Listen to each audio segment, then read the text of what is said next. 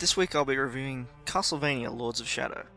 The first Castlevania was released in 1986 and told the story of Simon Belmont. The newest installment of the series, Lords of Shadow, takes the player all the way back to the first Belmont, Gabriel, and his chain-whipping ways that would become the characteristic of all his descendants. Right from the very start, the game throws you into the deep end.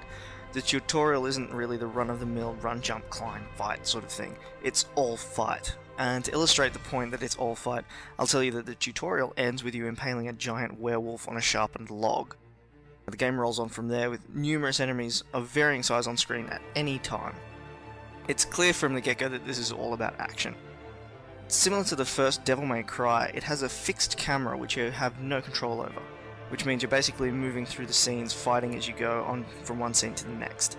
This can be annoying if you're one of those players that likes to move the camera around so you can see everything that's happening all around you as you fight, but it quickly stops being an issue. It's a little hard to care about camera angles when you're being molested by 12 angry werewolves. As I said, the game's all about combat, and the combat is extremely enjoyable and satisfyingly brutal. Then again, what would you expect when you're slaying monsters with something called a combat cross? The cross is in essence a whip made of chains with two standard attacks, close range and area attacks. Combos of long and short can be strung together with absolute ease and upgraded with XP points you gain from killing enemies. Just like Devil May Cry, you can whip your smaller enemies into the air and juggle them around with further attacks from your chain, or use the chain as a grappling hook to pull the enemy to you. When you do this, you enter a timed quick-time event, and if you push the attack button at the right time, Gabriel will reduce his foe to a wet red explosion. Larger enemies present more of a challenge, but once worn down to a suitable level they can be stunned, and with the press of the right trigger you can throw the chain around their neck so you can ride them and use their attacks against smaller foes. This can be done with most of the game's larger enemies, including huge werewolves, giant spiders, cave trolls and warthogs. Lords of Shadow doesn't pull any punches with its gameplay either. Even the normal difficulty will be a test to a few gamers with the amount of foes on screen at one time and the lack of health potions or healing stations. It can get pretty hectic. But the game throws you a sort of a save in the form of light and shadow magic, which when activated can restore health after defeating enemies or add damage to your attacks respectively. These aren't infinite though. They're both measured through gauges on your screen, and the health will only be replenished, or the extra damage will only be added, while the light and shadow magic gauge is actually full. The game is also beautiful to look at. The fixed camera is always just in the right position to maximize what you need to see for playing, but also to show off the amazingly detailed scenery of the game.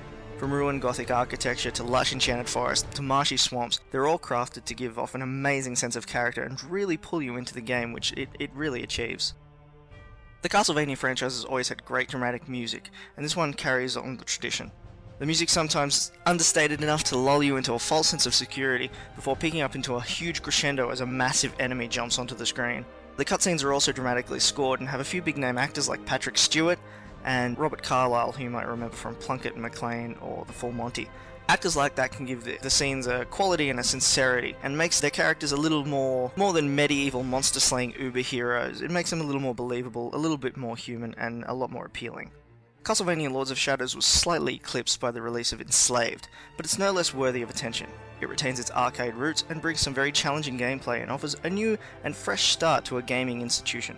Overall, I'd say it has a few small downfalls that are more than made up for by the rest of the game. It's a beautifully crafted and well worth a look at.